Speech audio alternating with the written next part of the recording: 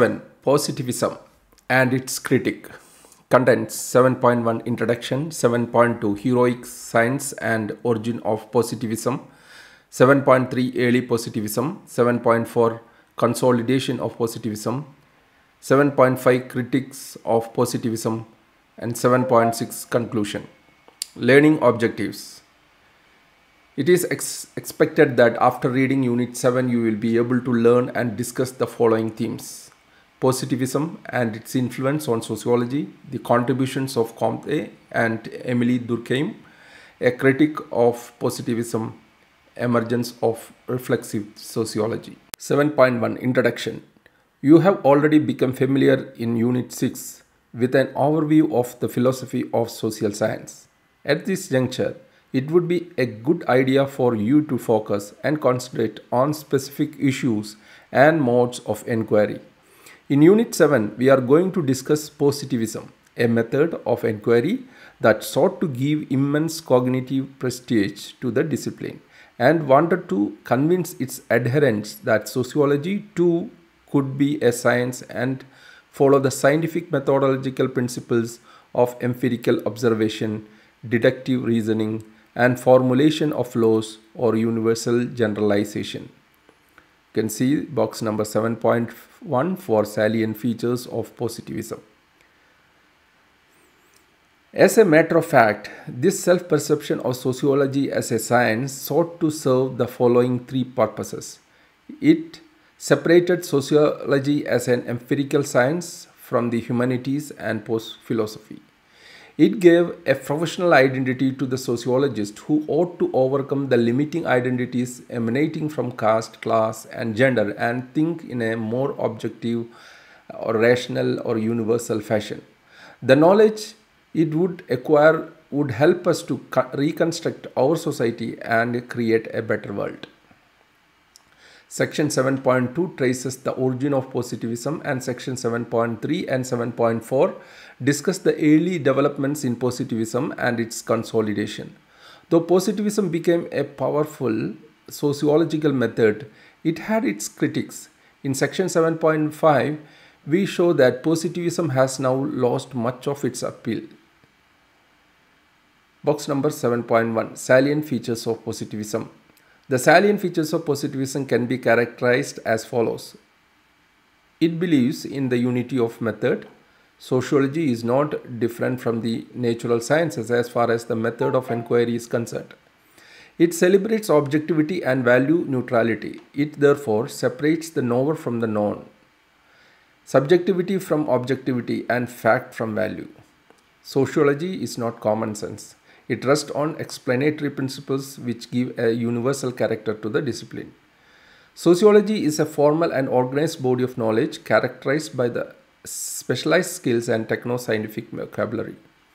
Sociology can strive from abstractions and generalization. Human experience can be explained through law-like generalization. The scientific knowledge of society can be used for social engineering. 7.2 Heroic Science and Origin of Positivism.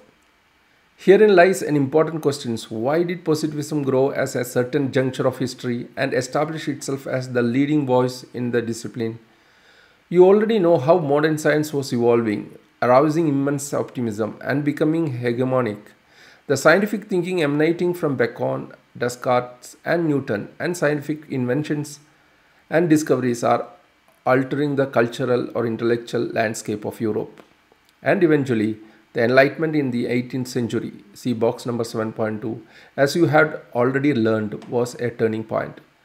It means celebrating a new age of reasons, objectivity and clarity, objectivity and criticality.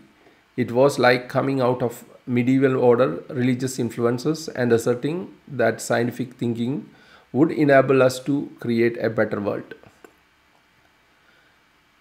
It was difficult to escape the influence of the age. It was difficult not to be influenced by the spectacular success story of science. Science became knowledge itself, real, objective, and foundational. And to survive in such a milieu was to accept science and its ascending powers. Box 7.2 Terms of Natural Sciences in the 18th Century. The Enlightenment witnessed a period of spectacular trumps in the neutral sciences, in the natural sciences, beginning with Isaac Newton and Galileo Galilei. Natural science began a conquest of natural world, which was a staggering success. This success did not go unnoticed in the social science. Rather, it as many commentators have noted, the social sciences were born in the shade of their trumps. Furthermore, the methodological lessons that the natural science were teaching seemed to be very clear. If the methods of natural science are strictly adhered to, then the spectacular success of these sciences could be matched in social sciences. Social sciences had only to wait the arrival of their Newton. Heckman. Details 7.2. Possibly explained the origin of positivism. The assumption was that the identity of sociology as a true knowledge could not be established without adopting the method of natural sciences. There was yet another important factor, the new age characterized by the Industrial Revolution, expanding trade and commerce, and emergent bourgeois altered power relations in the West. It was the time that witnessed the assertion of the new elite, technologists, scientists, and capitalists. They saw the immense possibility in the science and were strong adherents of a positive scientific culture and mode of inquiry.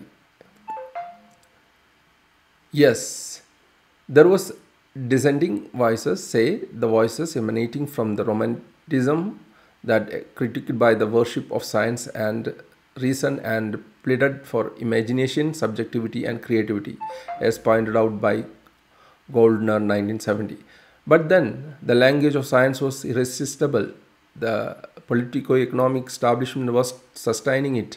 Science was going to stay, and positivism was its inevitable consequences. The entire phenomenon can be understood better if you reflect on the self-perception of science. For instance, it is argued that the science is a radical departure from common sense. Well, common sense may not necessarily be false, but a common sense, unlike science, is seldom accompanied by a search for systematic explanation, the explanation derived from solid factual evidence. For instance, before the advent of the modern science, people knew the function of the wheel. But it was only modern science that provided us with an explanatory principles like the frictional force to make sense of the operation of wheels. Likewise, the principle formulated by Newton could explain innumerable facts, the behavior of the tides, the paths of the projectiles, and the moon's motion. It is also argued that unlike the interminacy of common sense, the language of science is more specific, focused, and pointed. It abhors all sort of vagueness, even though the poet may speak of infinite stars. It would be argued astronomers are interested in calculating and measuring their exact number. Furthermore, science, unlike common sense, is a distant, detached, and abstract exercise, whereas common sense has an intimate relationship with our everyday world. Science is essentially neutral.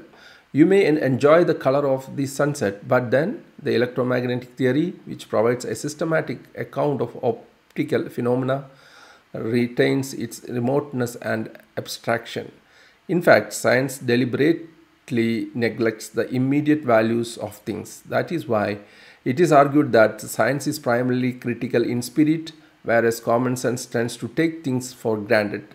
Science problematizes even our most cherished beliefs. This does not mean that common sense is necessarily false and science is true. What distinguishes science is its critical spirit, its insistence of empirical evidence. Here we quote the words of Nagel. The difference between the cognitive claims of science and common sense, which stems from the fact that the former are the products of the scientific method, does not connote that the former are invariably true. It does follows that while common sense beliefs are usually accepted without a critical evaluations of the evidence available, the evidence for the conclusions of the science conforms to standards such that a significant proportion or conclusion supported by similar structured evidence remains in a good agreement with the additional factual data when fresh data are obtained. Many were articulating this supremacy of science as a more reliable, objective, and critical knowledge. For instance, in box number 7.3, we brings to you Merton's 4 institutional imperatives of science. Box 7.3, Merton's 4 institutional imperatives of science. Science is universal. The validity of a scientific statement does not depend on any particularistic criterion. It is against all sort of ethnocentrism. It is valid for all. Science implies the communism of knowledge.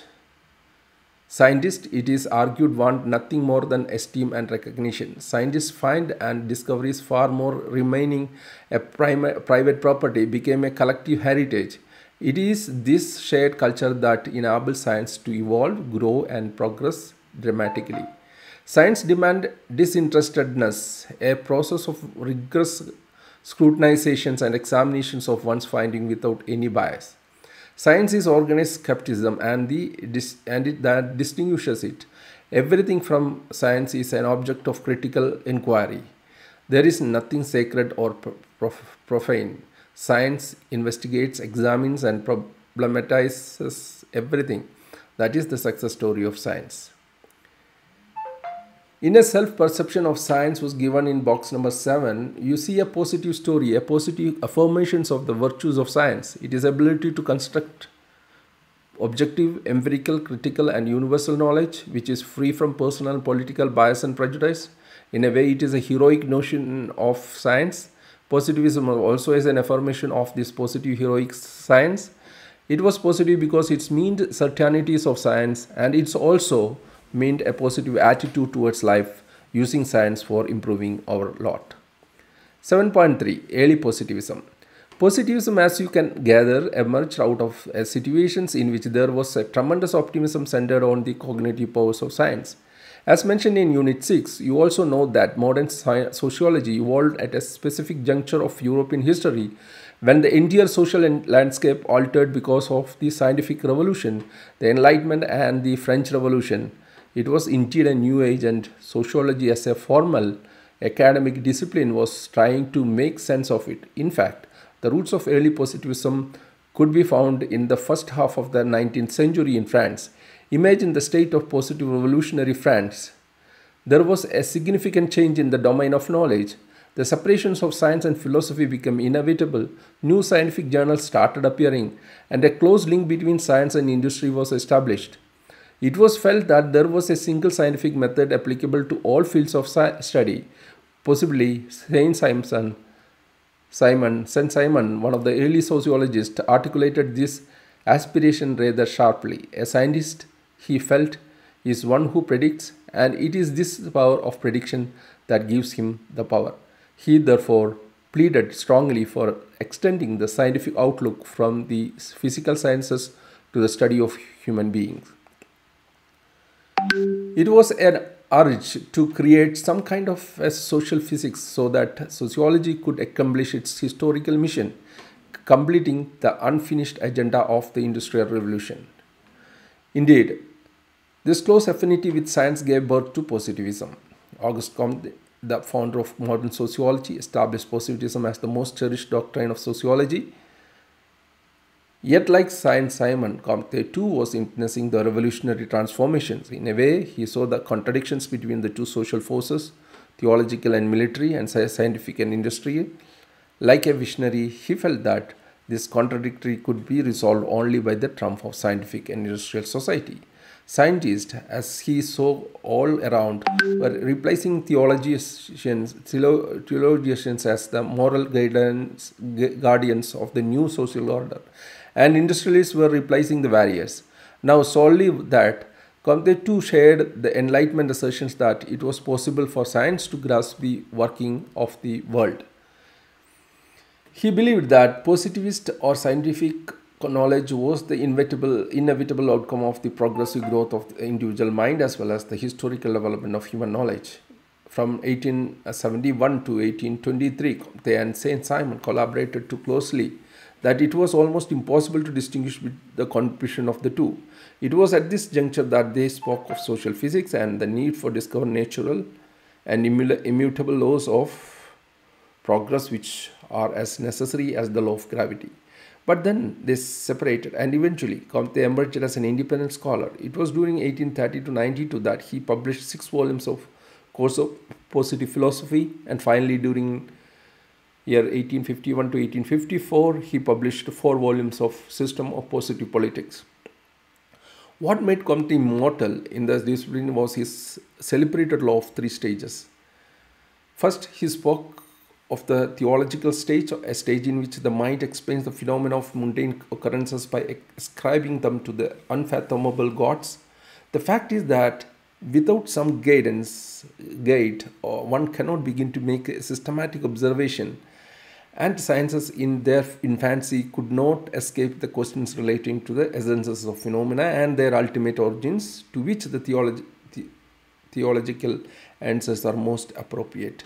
Second, he spoke of the metaphysical stage, in which the abstract forces, powers, and essences rather than spiritual forces are considered responsible for worldly affairs. And finally, as Comte argued, there was a positive or scientific stage in which we abandon the search for ultimate origins, purposes, or abstract forces and become more concentrate and focused. We observe the relationship between phenomena and arrive at law, because the aim of positive philosophy is to consider all phenomena as subject to invariable natural laws. See the example in box 7.4. Box 7.4, an example to understand the deeper meaning of Comte's law of 3 stages. Let us take a simple illustration to comprehend the deeper meaning of these 3 stages of knowledge. Imagine fire as a phenomena. It is possible to explain it, as the Vedic hymns suggest, as a manifestation of a powerful deity called Agni. Now, Comte would have argued that explaining fire as a manifestation of Agni is a theological explanation.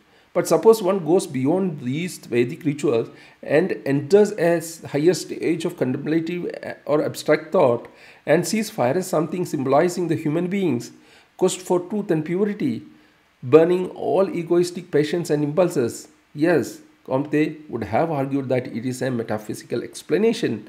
But then, if you argue that fire is just a physiochemical phenomenon that can be explained in the form of a natural law, Comte would have argued that you have finally arrived at the positive stage. In other words, positivist knowledge is empirical and universal, something that is concrete and demonstrable. Here is a piece of knowledge without a metaphysical or theological significance.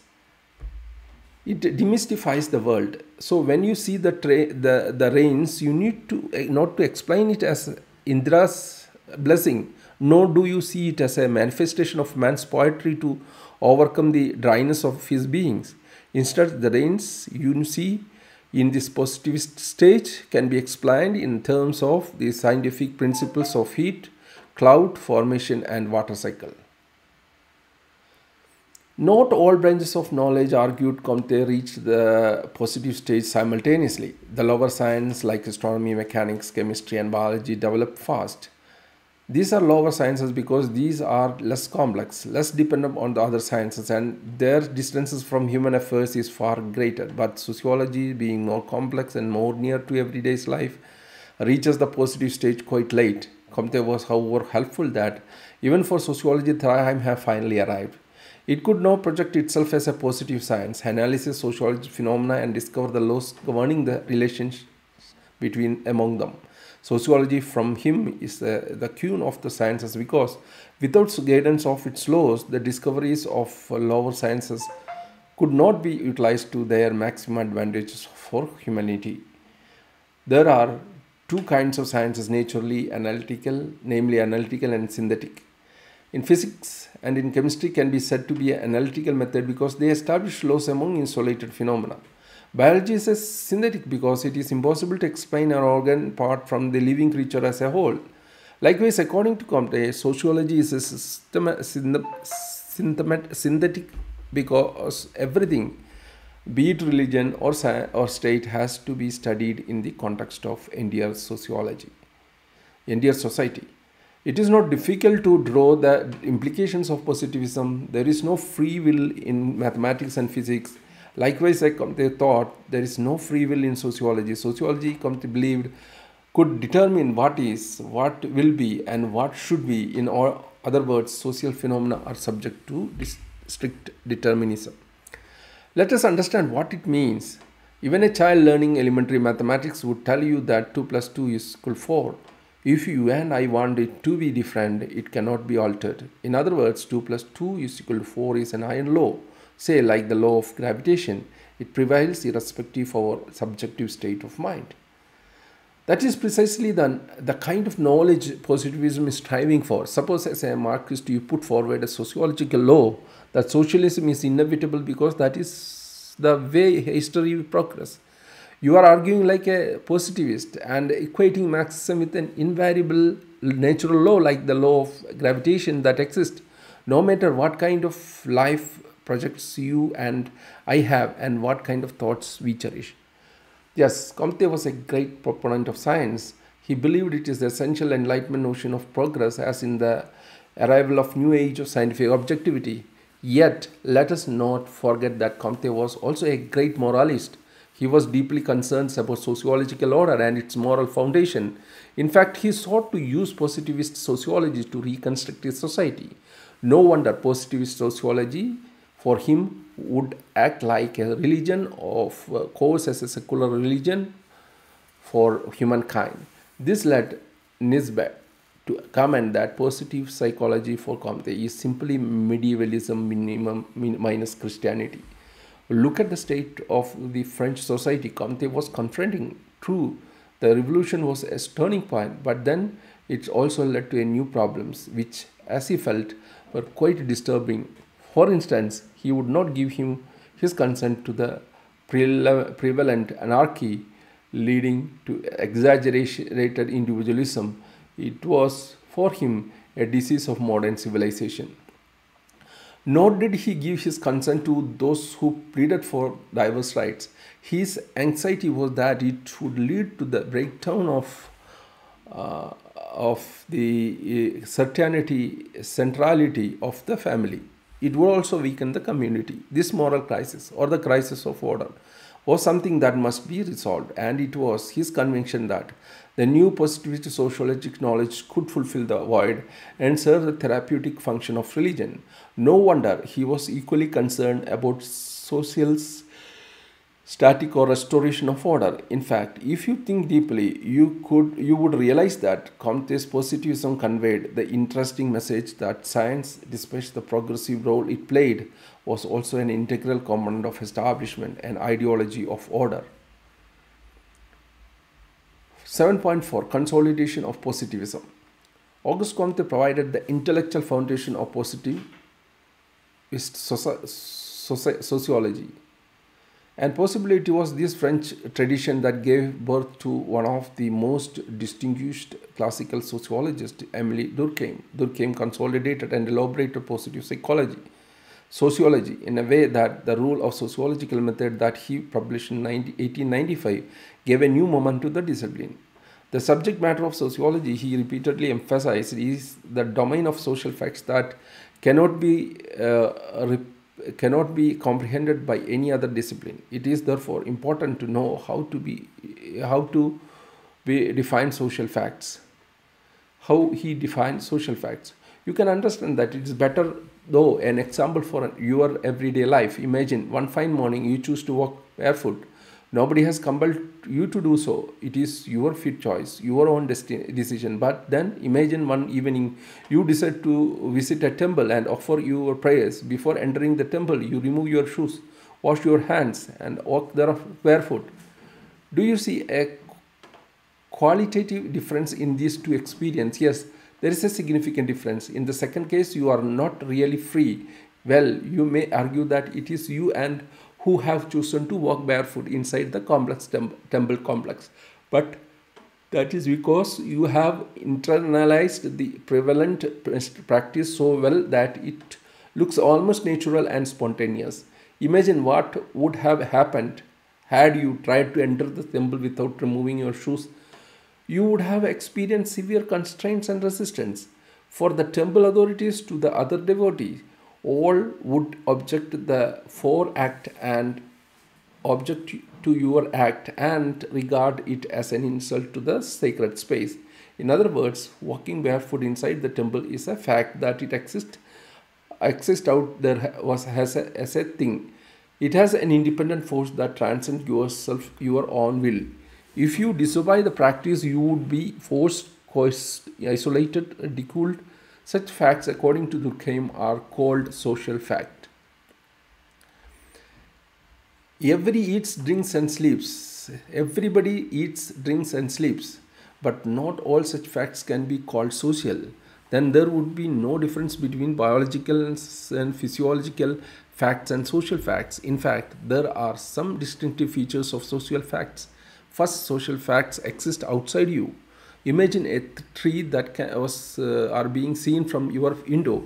It has a reality of its own. Even if you close your eyes and refuse to see it, the tree exists as it is. Likewise, Durkheim explained that when I fulfill my obligation was brother, husband, or citizen, when I execute my contracts, I perform duties which are defined extremely to myself and my acts in law and in custom, even if they conform to my sentiments and I feel their reality subjectively.